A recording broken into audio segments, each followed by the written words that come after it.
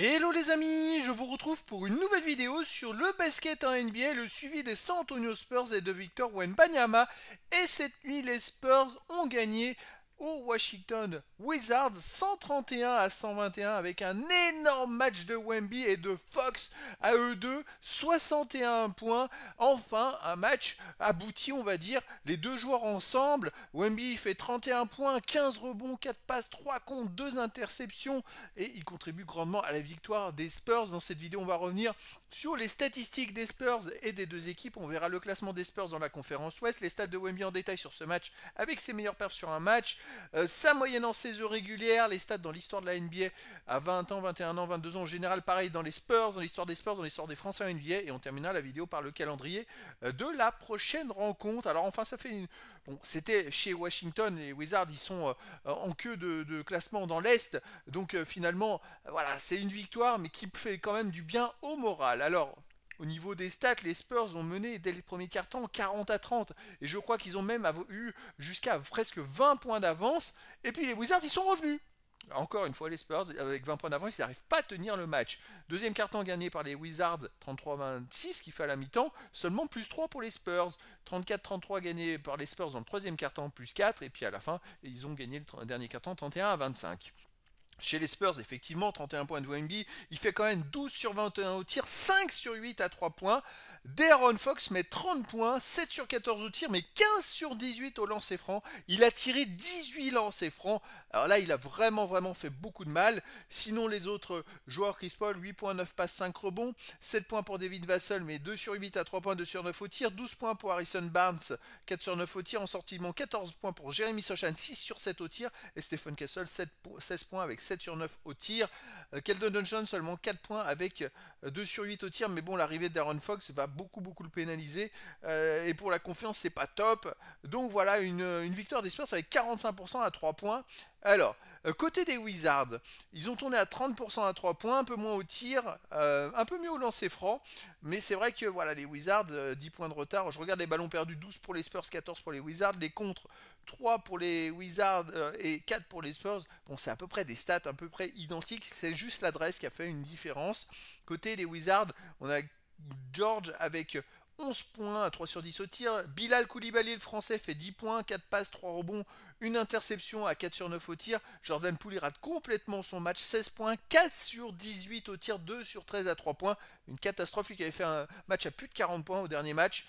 Carrington, 10 points avec 2 sur 8 à 3 points. 17 points pour Holmes avec 8 sur 9 au tir. Lui, il était très adroit. Et puis en sortie de banc, on a quand même ce qui est hallucinant côté des Wizards. On a 9 joueurs qui ont marqué au moins 10 points. Alors ça, c'est assez incroyable. J'ai rarement vu ça. 9 joueurs d'une même équipe marqués au moins 10 points. À noter Justin Champagny, donc le frère de Julien de Champagny, il a marqué quand même 14 points, avec 5 sur 6 au tir, 2 sur 2 à 3 points, alors que Julien Champagny, c'est vrai que ça va moins bien depuis quelques semaines. Il a moins de ballons en attaque, il tire que 3 fois en 16 minutes. En même temps, c'est pas lui le premier rôle en attaque. Allez, on passe au classement des Spurs. Dans la conférence Ouest, bon, ils sont toujours 12e. Hein. Attention, les Portland Trail Blazers sont 13e, mais ils les collent. Hein. Et ils sont à 3 victoires de Phoenix et surtout à 4 victoires des playoffs, tout simplement. Alors les stats de Wemby, il a joué 38 minutes, 12 sur 21 au tir, c'est quand même une belle adresse, 5 sur 8 à 3 points, c'est très bon, 2 sur 4 au lancer franc, moins bien là, d'habitude il est très adroit là, bon. C'est comme ça, 31 points, 3 rebonds offensifs, 12 défensifs, 15 rebonds au total. Il a suivi plusieurs actions d'Aaron Fox pour prendre des rebonds offensifs. Les deux, s'ils arrivent à jouer comme ça, à se compléter comme ça peut être intéressant. Par contre, il va falloir que les autres les laissent jouer, en fait, c'est ça le problème. Collectivement, ça va être compliqué pour les sorties de banc, Julian Champagny, Keldon Johnson, de ne pas avoir beaucoup de ballons d'attaque. Pour Devin Vassell, de quasiment plus tirer, il a tiré même pas 10 fois dans le match. Il va falloir qu'il trouve une osmose parce que ça va être compliqué sinon collectivement. Alors, il fait 15 rebonds, Wemby, 4 passes, 2 interceptions, 3 comptes, 1 ballon perdu, 2 fautes, plus 6 quand il est sur le terrain, mais voilà, rien que ça, c'est de très bonnes stats, donc c'est très intéressant pour ses moyennes. Alors, ses moyennes en saison régulière, 24.4, 11 rebonds, ça y est, il touche les 11 rebonds de moyenne par match, c'est fort quand même, c'est bien. 3 passes 6, une interception 2 et 3 contre 9. Je pense que les rebonds, il peut encore progresser dans sa carrière, il peut faire encore mieux, vu sa taille. Ça va être une question de timing et puis de puissance aussi. qui s'affirme, je dirais, musculairement vis-à-vis des autres adversaires pour aller chercher, pour bloquer au rebond, pour aller chercher encore plus de rebonds. Et avec des joueurs comme Darren Fox, voilà, c'est là où il va peut-être devoir tirer moins à 3 points. Mais c'est ce qu'il a fait, il a tiré 8 fois, il en a mis 5. Donc il a fait ce qu'il... Je me demande s'il n'en a pas mis 3 ou 4 dès le premier quart-temps. Hein. Donc voilà. Alors, les stats de Wemby dans l'histoire de la NBA, donc ça c'est toujours passionnant, il est cinquième de l'histoire des contres à 21 ans, cinquième de l'histoire, hein, on dit bien de l'histoire, et il est plus qu'à 16 contres de Kevin Garnett, le quatrième. Vous voyez les noms qu'il y a autour de lui, Dwight Howard, Tracy McGrady les a déjà dépassés, il lui manque 16 contres pour dépasser Kevin Garnett, et après il attaque Anthony Davis, c'est beaucoup plus loin, et après il y a Shaquille O'Neal et Josh Smith, mais on verra là-dessus, et puis surtout sur l'année prochaine, je vous mettrai les stats pour l'année prochaine, parce qu'il est 12e à 22 ans. Donc je pourrais même vous mettre le classement des 22 ans. Je pense que je vais le rajouter aussi. Ça peut être sympa de surveiller si Wemby peut aller chercher la première place à 22 ans, ce qui serait extraordinaire. En tout cas, voilà. Il est maintenant aux 3 points marqués. Il est 20e, 3 points tentés. Il est 17e à 21 ans. Il est dans les 20. 25e au rebond défensif, 42e au total rebond. L'année passée, il a fini 41e. Il lui manque plus qu'une place pour égaliser au moins sa perf de l'année passée. On va voir s'il fait mieux. Après, ce qui est intéressant, c'est de voir s'il fait mieux en termes de progression de place, mais aussi en termes d'écart vis-à-vis des premiers. Est-ce qu'il peut les rattraper ou pas? Alors là, bon, dans l'histoire de la NBA, il y a quand même des LeBron James en face sur plein de stats. Ça va être compliqué hein, d'aller chercher des premières places. Et donc, après, à 22 ans, bah, il a déjà 4 stats dans les 100. Et puis, ça se rapproche hein, pour les autres stats. Je regarde aussi à 21 ans, il est toujours 53e au point, 53e de l'histoire au nombre de points marqués sur 946. Il va encore progresser. Il est vraiment. Au rebond offensif, il est 105e. Interception 105e. Il va peut-être rentrer dans les 100. Il lui manquera les fautes, les games et les minutes. Mais bon, vu qu'il a beaucoup moins de matchs que les autres, il est loin dans ces stats-là. Et il a déjà des stats hallucinantes pour le peu de matchs en NBA qu'il a joué. C'est ça qui est fort.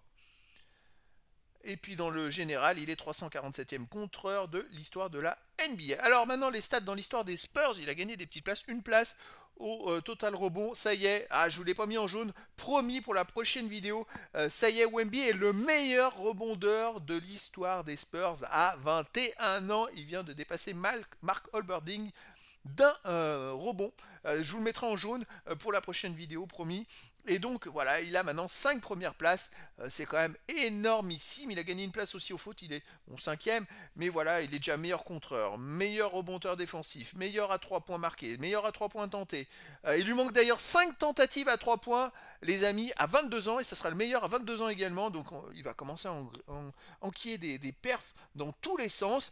Il lui manque aussi à 21 ans 452 points pour dépasser Tony Parker. Là, c'est jouable, hein, c'est jouable d'ici la fin de la saison. On continue avec, dans l'histoire des Français, bah, il est toujours en rivalité avec Tony Parker. Il a 4 premières places à 20 ans. 21 ans, il en a 6. Et à 22 ans, il en a, les amis, une de plus.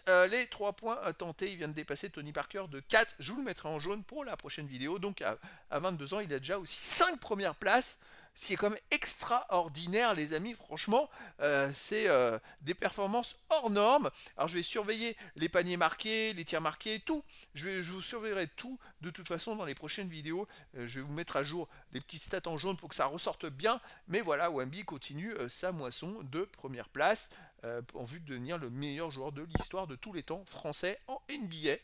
Voilà les amis, on continue. Alors, le calendrier prochaine rencontre, ce sera le 13 février à 1h du matin, heure française. Aux États-Unis, on sera encore le 12 février. Et donc, les Spurs, là, ça va être quand même autre chose. Ils vont jouer chez les Boston Celtics, le champion en titre. Alors les Spurs maintenant c'est 23 victoires, 28 défaites, et à l'extérieur 9 victoires, 15 défaites, et les Celtics 38 victoires, 16 défaites, et à domicile 16 victoires, 10 défaites, c'est pas terrible, hein. À domicile les Celtics ils sont pas au top du top, ils sont meilleurs à l'extérieur presque. Enfin bon, voilà, ça va être un match énormissime les amis, et puis surtout qu'après, il me semble qu'il y a le Star Game qui arrive, donc ils pourront pas faire n'importe quoi, ça se trouve les Boston Celtics vont faire tourner l'effectif, je sais pas ce que ça va donner, je sais même pas si Wemby va jouer, en tout cas voilà, ça sera la prochaine rencontre. Voilà les amis, je vous dis à très bientôt pour une nouvelle vidéo.